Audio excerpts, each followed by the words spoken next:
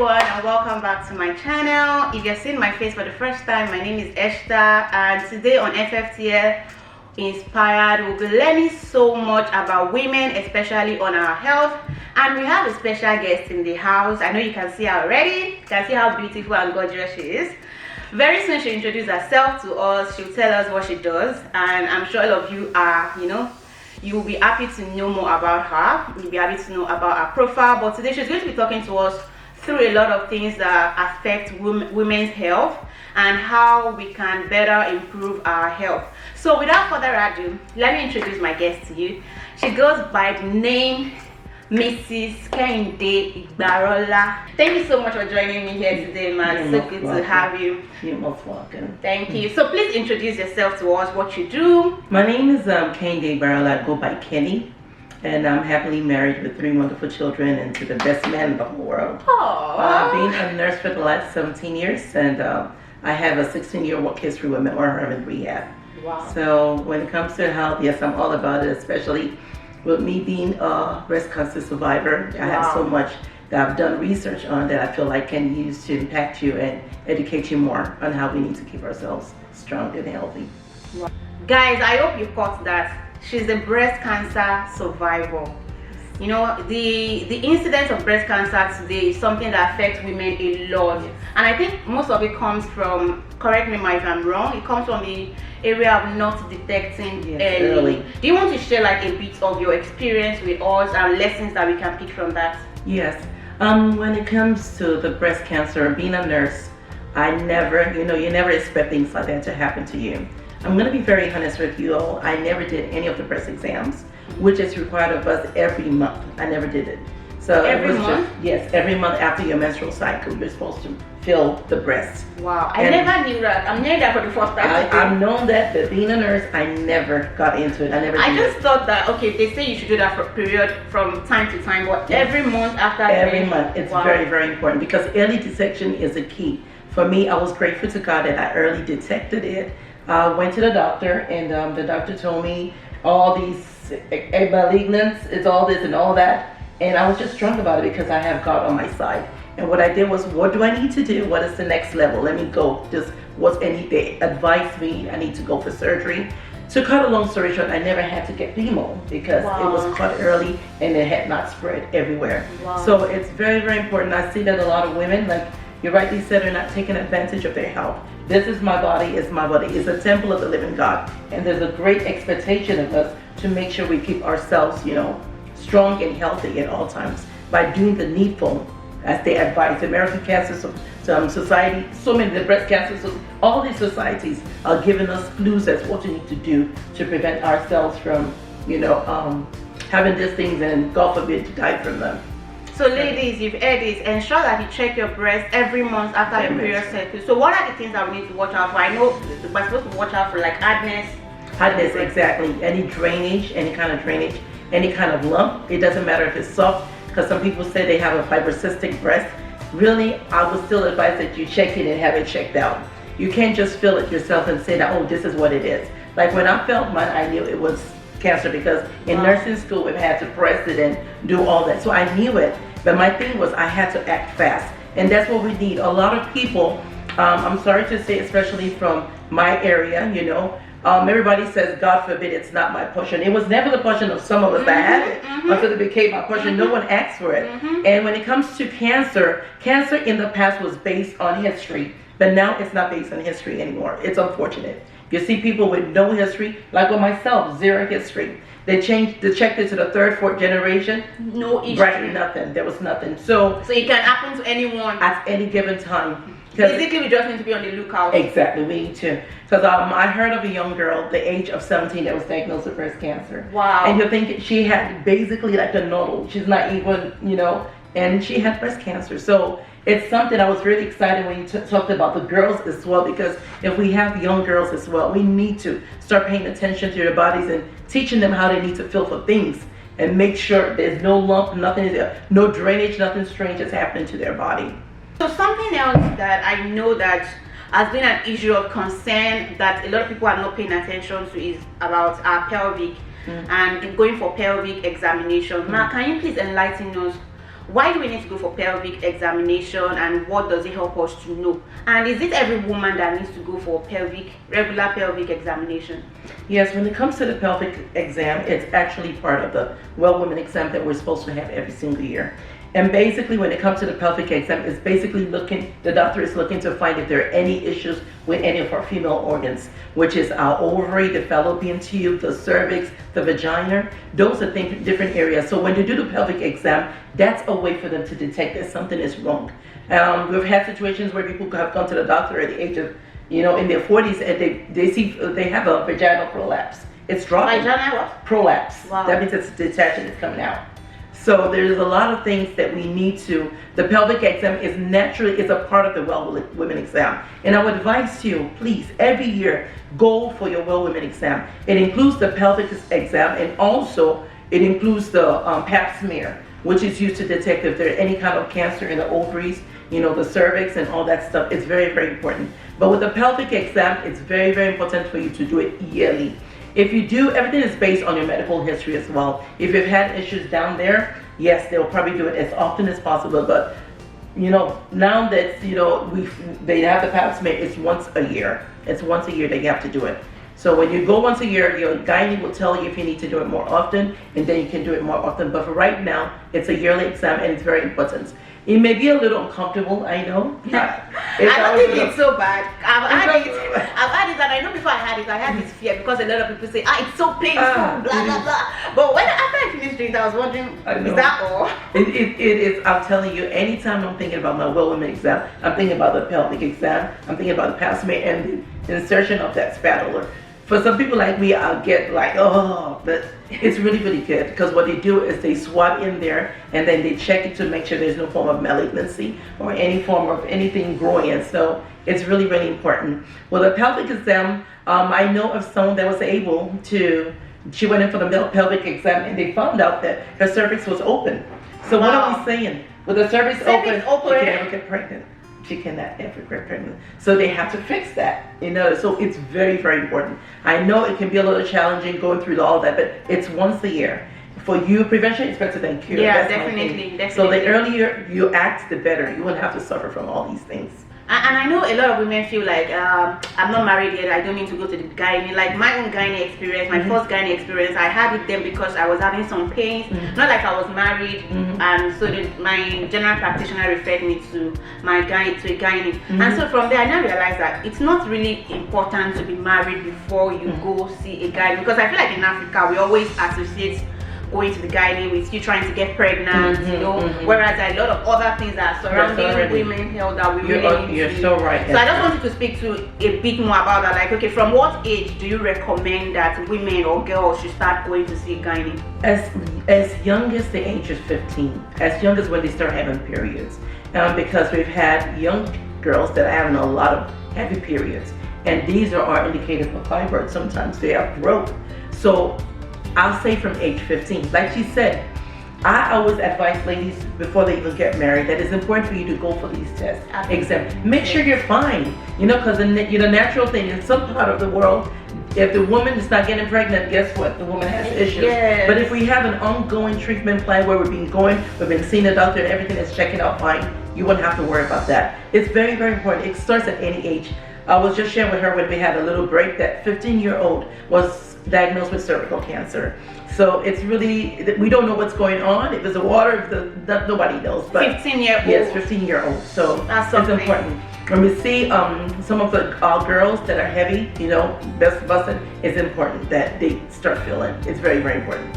Okay. Because at the time that I was diagnosed, I was only 37. But guess what? I just heard of an 18-year-old who's the daughter of a coworker. So it's getting no telling that. It's a certain age. At that time, to my doctor, the oncologist, I was his youngest patient. But there are a lot of people that are younger that are having it right now. So please start getting your women exam. You don't have to be married to start doing that. Start doing it. Make sure everything checks out. If you have the fibroid, if they have to freeze it, if they have to do a surgery, do everything prior to marriage. So you can, you won't have to face some of the things that, some families, some couples go through. Oh, thank you so much. This is really very interesting. That part of women's health that I want to talk about is discharge. What does our discharge say about our health when should we start worrying about the color of our discharge? Please tell us, ma'am. Yeah, as a woman, we all naturally have a discharge. It's white. It's a combination of fluids and cells, and so it's kind of white and it's sticky to clear, not too sticky, and some can be watery. This you can see from even a day-old child, even a child that just came to the world. Yes, there was a baby that I saw one time that had a discharge. So it's natural that we have that discharge. There's no smell to it. If it's a smell, it's not, you know, the feminine smell. It's just, you know, it's just you not. It's not like a smell that is not foul. a different, not a foul smell. And that's something that I was really glad when Esther mentioned about this discharge, because so many people just they do all kind of stuff just to make sure they want to get rid of the smell. But really, you need to look for the root cause of this discharge, especially if it's nothing close to what we describe as normal. So we have the vaginitis. It's a bacteria where there's gray. It's a gray or white discharge, and it's very sticky, and it has a fishy smell.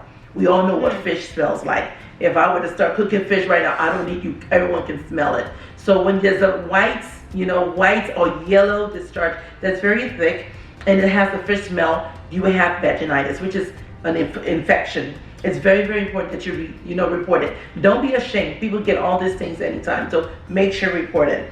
We also have the yeast infection. It's white also. The only thing with this, it's white, it's sticky, but the one thing about yeast infection is it's very itchy. You know, oh yeah, down there, they're going to get their hands sticking there. We know what fungus is. It's highly contagious. So we need to make sure we see the doctor, wash your hands, because I know you'll be tempted to. And it's also caused by hormonal imbalance, because when you're pregnant, the hormones change. So a lot of pregnant women are known to have a high, chance of getting yeast infection. Most of them, because down there it's just really hot or something. Or maybe because the body's changing. The body's changing at that time. So I remember when I was pregnant with my first set of children, the twins, I remember I had my first yeast infection at the time, and I was being advised to wear cotton panties that has air, they can easily, nothing like on all of the other ones. Yeah, so it's really nothing like, it's uncomfortable. But it's very important that you get yourself. They'll also give you oral medication in addition to some advice on how to get rid of it. And maybe you're eating some foods also that's causing it, because that also can be a big factor. We have the brown and bloody discharge, which is after our menstrual cycle. Yeah, that's normal. After we have a baby, that's normal. But I'm telling you, if it's more, it's like a lot of blood, it's gushing out, yeah. And if the brown is turning to something and it has a really bad smell, besides when you have the menstrual cycle, then that one is a problem. So watch out for that. Brown, but has a foul smell. Yes. The last one I have to discuss is trichomoniasis. It's an infection with a yellow or green discharge. It is very thick and unpleasant smell, And this is usually transmitted. I've not heard of that. I know, yeah. Green discharge. Green is usually transmitted through sexual, intercourse. Okay. And I've heard that the people that are affected by these things, they usually get it from their partners, the sexual partner. But they don't feel it. The men do not get it. It's not giving them any kind of side effects. But with the women, when they get it, it gets the side effects. That reminds me so much of HPV. You know how we say that men have it in them, but it doesn't affect them. Yeah. But women getting HPV is a risk cause of cervical cancer. Yes, very. It's usually through sexual, and if you pay attention to your body, and it's nothing wrong. It's nothing wrong with you and your husband going and just get tested. Everyone gets tested. Is it treatable? It is treatable. But my thing is, it's treatable, but then if you leave it for a long time, it can become something different. So that's why early detection, early treatment is really, important for us to do. I think one of the things we've been emphasizing so much since is about early detection. So as women, if you have not made your gynecologist your friend at this point in your life, please, this is the time. This is another sign for you to go and do that. I know a lot of people feel like it's expensive and all, but I don't think there's anything expensive when it comes to your health. Like we say, health is wealth. So if you are living in good health, definitely whatever you want, you can have that body to be able to achieve your goals. Next thing I want us to discuss about every period. I know that some every periods are normal, but I just want to understand, like, are there every periods that are abnormal that women need to catch early on and probably report? Yes, when it comes to the periods, we all know some have like really Heavy small, flow. scanty, some have heavy flow, which is why we have different kind of and the tampons and the pads. They'll say heavy, minor, this and that. So we do have different discharges, but you would know if you have an excessive discharge, bloody, it's too much. This is just too much. And I remember growing up, I never had really heavy periods, but my mom had heavy periods. And she was diagnosed with fibroids. She had fibroids. Wow. And so when I now started looking into it, kind of like researching into it, and I hear of people that have it, really 9 out of 10 times, they have fibroids growing in that stomach. Wow. So it's something that we need to check out again. Fibroid is really not, it has prevented so many people from having children because it's constantly competing with the baby. Yeah, occupying space and getting all the nutrients, everything. So it's very, very important that you get an ultrasound. And like you said, yes, it can be very, very expensive, but they do have community clinics all over. If you don't have insurance, you pay low fee, or sometimes they'll do it for free. So it's important for you to go, and they like that. Any kind of insurance, any kind of company, they love a situation where you go and get this preventive, measures taken care of. Why? Because it's less money for them to spend on you, as their employee. So it's very, very important when it comes to heavy periods. It could be due to fibroids, uterine fibroids. Also, hormonal changes. That's something we can't control. Hormone is constantly raging. And when it gets to a certain time with the hormones, if it's raging so much and you've had all your children, the gynecologists do suggest that you get a hysterectomy because it can be serious. It can be very serious. Wow. And because you can't be losing blood and then getting blood transfusion and all that, that's just too much. So once you've had all your children, you get the advice to just go ahead and do a hysterectomy so you don't have to deal with that. And lastly, the one that causes again that I know is the IUD, contraceptive. That's what I used, for a good 30-something years. And it's working for me, but some people it's not working. That's one of the side effects they get. They start bleeding to the point where it has to be taken out, and they'll have to consider another form of contraceptive. So any kind of heavy bleeding, you will know that it's heavy enough. Get checked out again to make sure you don't have fibroids or you're not going through hormonal changes. Which there's so many things they can do to treat that as well. So to include hysterectomy. Thank you very much. So what we'll be talking about today is about building health consciousness in women, in girls around the world. So Ma, what do you think in your own perspective, from your experience, that women can do to help young girls develop better health consciousness and also improve their own health awareness as well? We need to pay close attention to our body.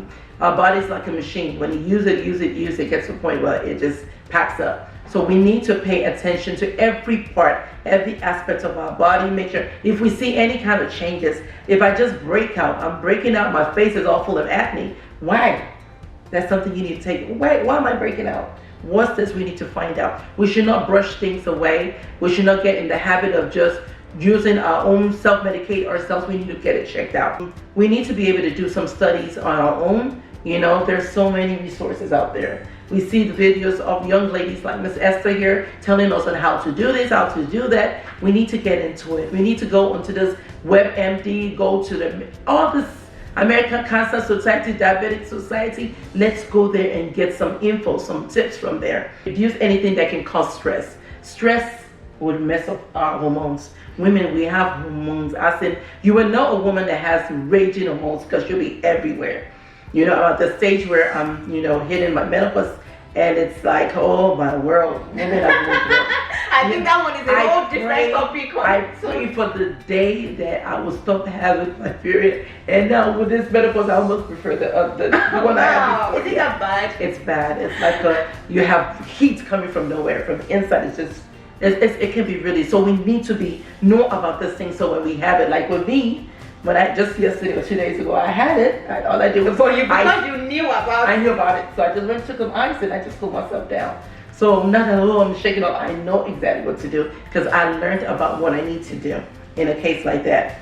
Also, we need to find out what our medical history is. It's unfortunate when people feel like sickness is a taboo, or is it? I don't know. Okay. God forbid, it's not my portion. God forbid, it's not my portion. The Bible says that the plan God has for us is for us to be in health and prosper, as our soul prospers. He wants us to be healthy, all right, but we're humans.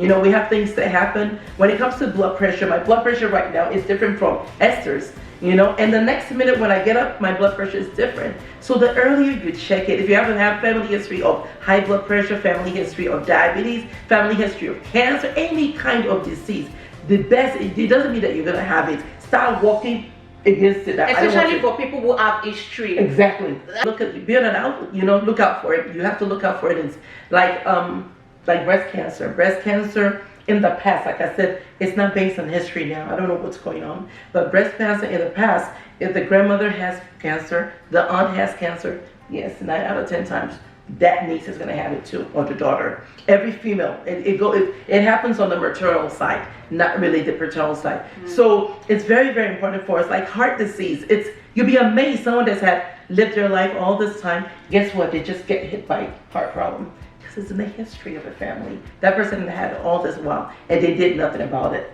Like I have a strong history of diabetes, a strong history of high blood pressure, but guess what? I'm doing everything. I'm not diabetic, and I have blood pressure, but it's not the crazy one. I don't have any heart problems. And also because you are informed. Exactly, I'm well informed, and not only that, being a nurse, I'm watching these pages. I want to get to the point to where, you know, you get to the point where you can't return anymore. It's like already hit. If there's heart problem right from when you're young, there are treatments, there are things they can do just to make sure that you live longer than, you know, those who are ahead of you that died. So history, getting the history is important. And lastly, making sure that we get our well women checkup every year. It's an annual thing. For mammogram, if I have a history, it's almost every year. If you don't have a history, they're doing it 3. Before it used to be 15, now they dropped it down to 40.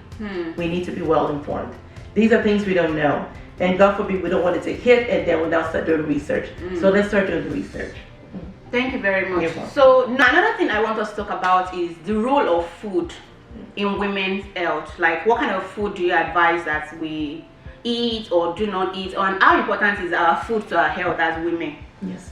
Food is very, very important, as we all know, for building up our cells, building up our body, getting strength, doing a lot of things that we do. But there's some certain foods that we need to avoid, especially when it's been linked to, you know, cancer. It's very, very important. Linked to cholesterol, linked to heart problems. So I would just advise that whatever it is, like red meat is really a no-no. I've not had red meats over the last 12 years. Wow. I eat red meat when I go to parties and see, I just eat it. But for me to literally, I don't, neither my children, my husband. So it's very, very important that we know, because I see the link. And also talking about smoking, you don't have to be the one smoking before you can have lung cancer. If someone is around you that smokes a lot, they need to move away further, because you have a greater chance of getting lung cancer as opposed to that person. As it is the active smoker. So that's the active smoker. So it's very, very important with the food.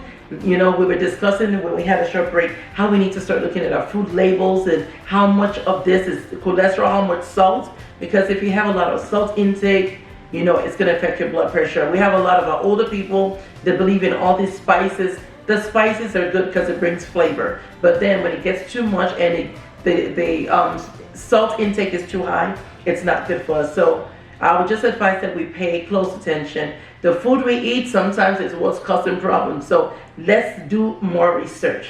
This is a time for us. We have different forums like Sister Esther here, and many people, they have all these programs. Learn, educate ourselves. We need to get a head knowledge about these things in order for us to apply. And it's not so much about you hearing it, you have to put it into action. Practice. Yeah. A lot about the havoc correct by red meat. Sometimes I try to avoid it, but I love meat, so I still eat it once in a while. And I like the strategy that you've adopted. Yes. I don't cook it in my house, but when I go to parties, no problem. Because with that, it's not like you go to parties every day. Not every just day. once in a while, so that it won't be like, oh, I'm just totally denying myself. And sometimes, so for me, I think withdrawing from it is not something you do just abruptly. It's a gradual process.